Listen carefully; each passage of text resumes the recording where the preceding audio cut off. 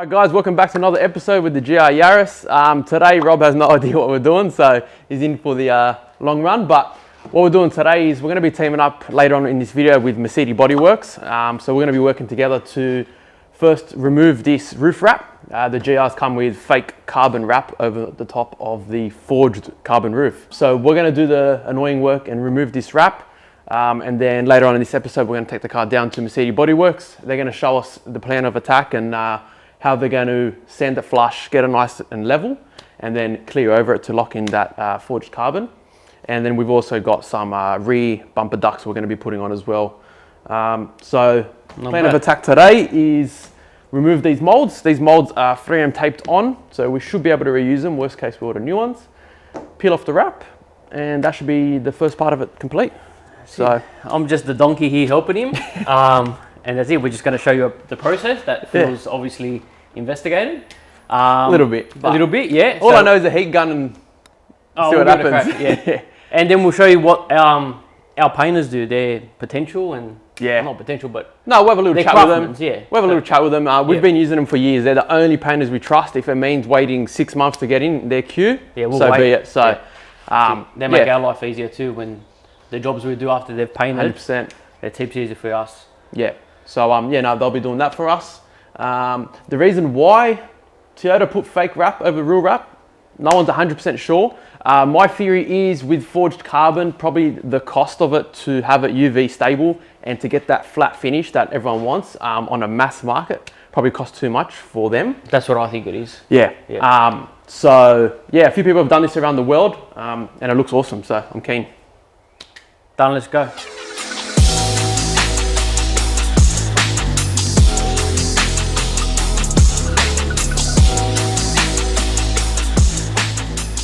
All right, so like I said, I've seen a few people do it online, but obviously we're just gonna take our time and see what works best for us.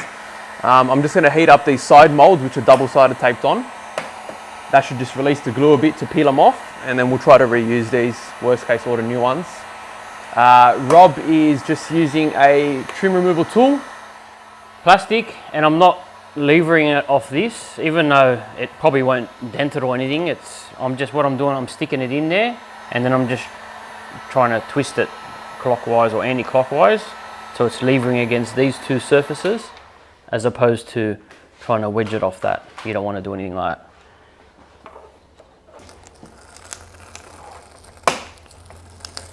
So what I'm going to do now is I'm going to heat up more, because what's happening, the glue's not lifting off with that. So if we can get that to lift off together like it's done here, it'll just make the cleanup process a bit easier. So I'll stop there, heat up some more.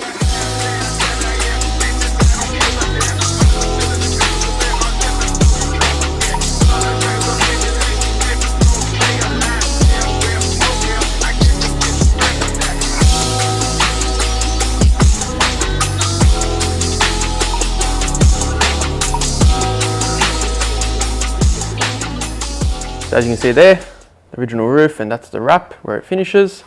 And these roofs are hot glued on, pressed into place, and then a couple of rivets to hold it in place. So the real deal there. So some people might be asking, why aren't we just peeling it off and putting clear PPF over it, which is probably the cheaper option, but I want to try to achieve a real flat finish like the paint. So with wrap, you're not going to get that finish. You're going to get a bit of a texture finish, and the roof is already wavy as it is. That's just the way forged carbon is. So my idea is that if we can get the boys to sand it, flow coat it, sand it, flow coat it, and try to get that real nice flat finish, I reckon will complement the rest of the car. So we're not sure on their procedure, but I think that's what they'll do. They'll sand it. From what I know, Once we get there, I guess we'll ask them and see what their plan of attack is. Trying to initiate the first part of the wrap to remove is hard, but I think once we get it, I think I need more heat. Do you either lift the wrap or lift your fingernail? Yeah, one of the two.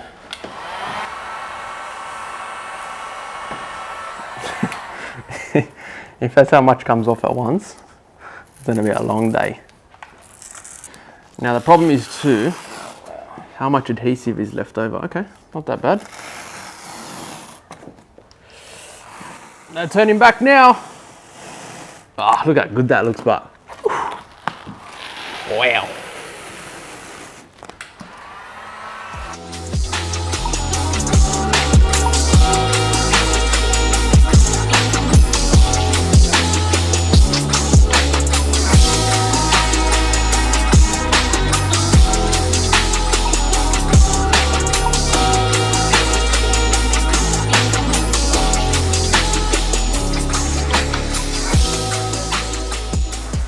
They must have sanded it, but they had a little Oh yeah. Come check this out, mate. Sneaky bastards. sneaky devils. See that little spot there? So that's where there's been an imperfection, and they've sanded it, So and it doesn't show up through the wrap. yeah. But normally in Paint. normally in any situation like that should have been polished and sanded with a finer paper.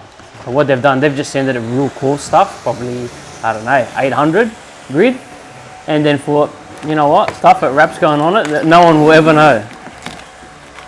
Oh, but we know, We find everything. huh? Cheeky bananas.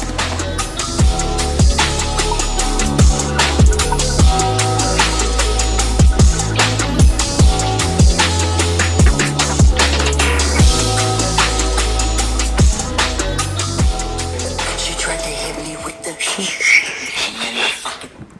Oh mate, if that guy can make music, anyone can. That's hilarious. Hey, be careful, mate. It's defamation.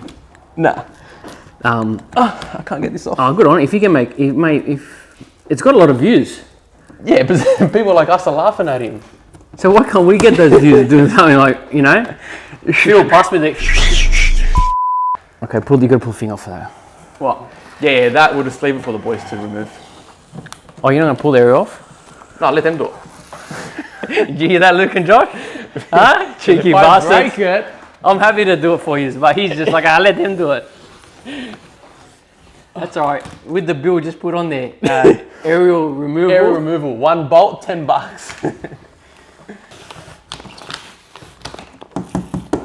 Quite hollow, eh? Yeah. That's why this car is light and fast. Because it's tucked into the sill so much here, if you were to just try to tear it that way, it's going to tear off and then you're going to have wrap stuck in there. So it's better to just go forward towards the front of the car. So we'll untouch that edge, will come off. Once you've got it pretty much all off, then you can slide it out like that. Otherwise that will be stuck in there and then it's just going to make the painter's life hell. And we don't want to do that. Because Phil's already making them pull the antenna off. I'm just having too much fun.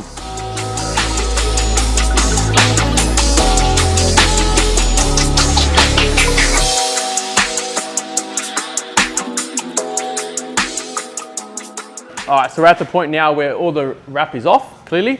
We're just left with residue from the wrap itself. Now, really, we don't have to really touch it because the boys are gonna be sanding this down and doing a few coats and stuff like that, so we can pretty much leave it as it is. If you were rewrapping this in clear PPF, you'd have to remove all the residue, polish it up as shiny as you can get it and as clean as you can get it, and then you'd be laying down your PPF. But at this point, our job's pretty much done. We'll just tidy up some loose ends, and then we'll head over to Mesiti Bodyworks and see what happens from there.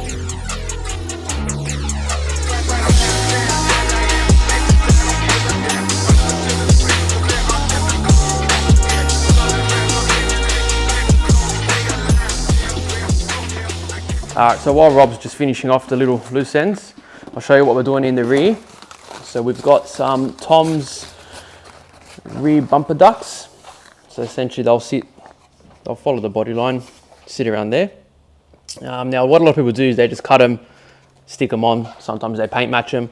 Our idea is to cut it, stick them on, but the boys are going to mold the bumper and this as one piece. So it'll be nice, smoothed out finish and it'll look like it's actually a part of the bumper. We haven't decided if we're going to shave these or not, or just keep them. They will look a lot cleaner. That's something we'll talk to them about later. But yeah, that's the idea for the rear end, and it'll just give it that look of it's made to be. It's meant to be. That's how it is factory. I think it should look good. All right, guys. So on our end of it, that's all for now. We've taken the wrap off, a lot of the residue, all the clips and garnishes and stuff like that. So we're going to send it off to the Mesiti boys. So we'll meet you there and we'll have a little bit of a run through of what they're going to do, and they'll show you their process. So we're here at Mesiti Bodyworks. Car's here behind us. We're going to give you a little chat, introduce you to the boys, and we'll explain what we're going to do to the beast and pass it over to Phil. Yeah, that's it. So I got here about 10 minutes ago, just had a quick chat to him. I've now decided that I'm going to shave the reflectors off the rear bar as well. I know if I don't do it, I'm going to regret it. Had a quick chat about how everything's going to work, and now we'll go speak to him and see what the go is. So let's show you the shop.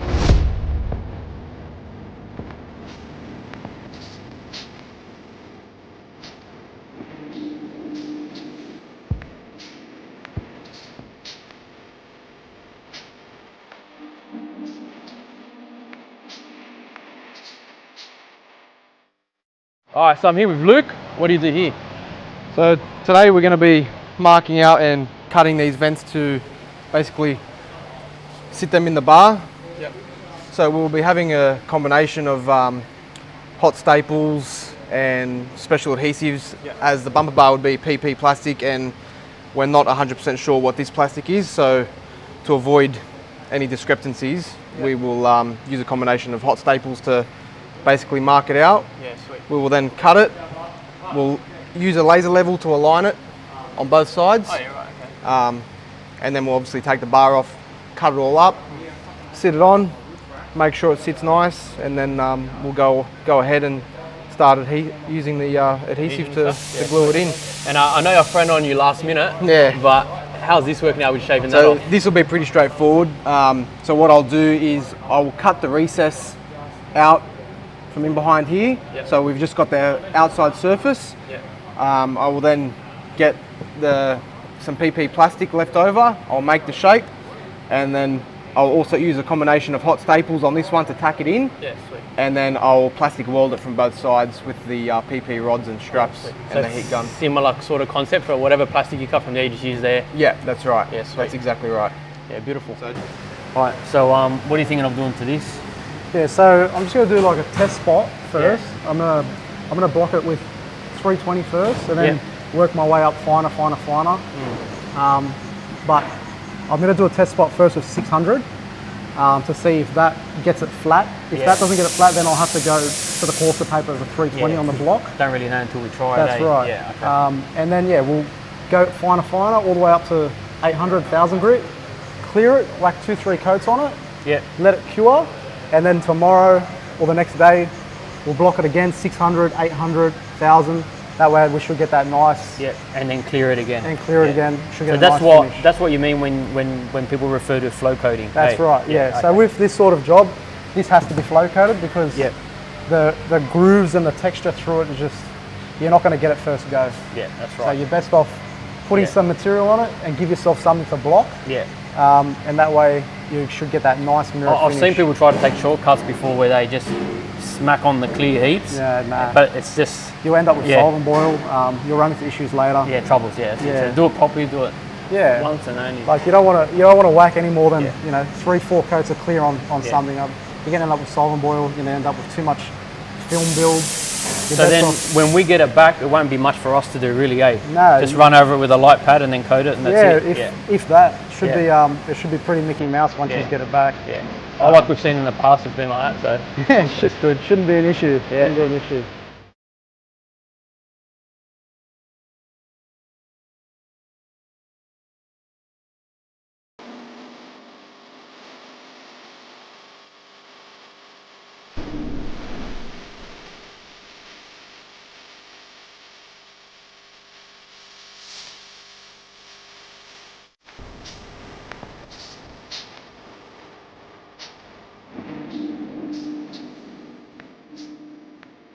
So we're just going to start with 600 wet on a block. We're just going to do a test panel, test spot, see if that flattens it out a little bit. If it doesn't, we'll have to go to a coarser paper. We'll see how we go. We're just blocking circular motions at the moment because no need to go back and forward. You can cross hatch, it's all different ways of doing it.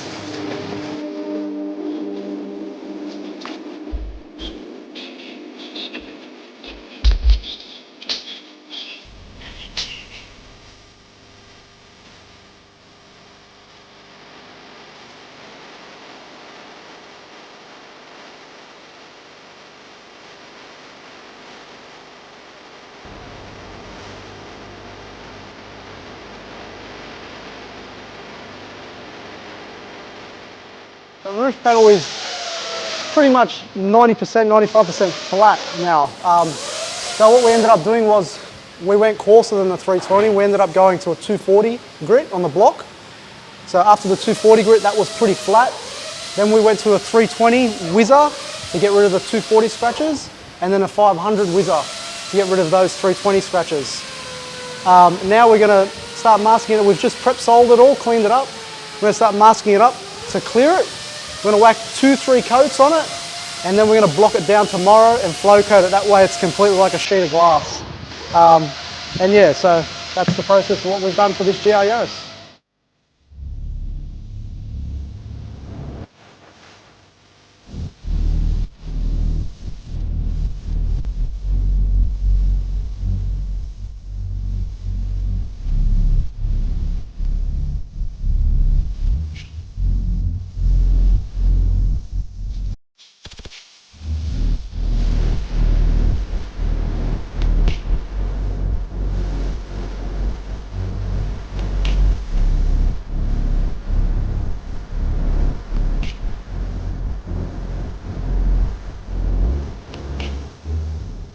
I've marked out roughly where I think is the most aesthetically pleasing looking spot to mold that in.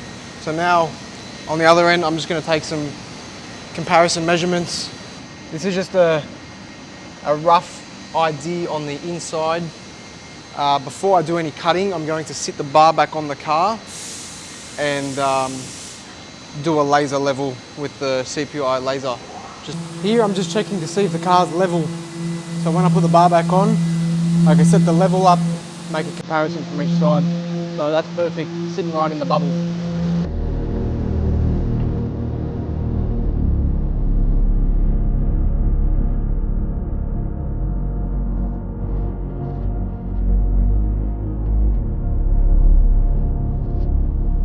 So now I'm ready to cut. I've marked out the outside line of my template with the pink texture. So I'll be cutting on the inside or directly on this pink marker. The point of no return.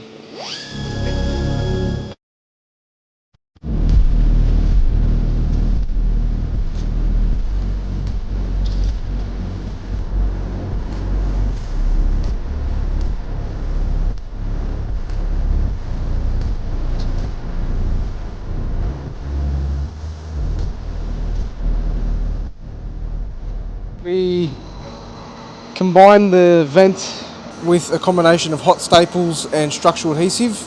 We then hot stapled it around to tack it in, and because we had the different plastics, we've used a combination of structural adhesives and mesh. I reinforced it from the underside with that structural adhesive just to avoid any cracks, and that will give it some strength from the underneath.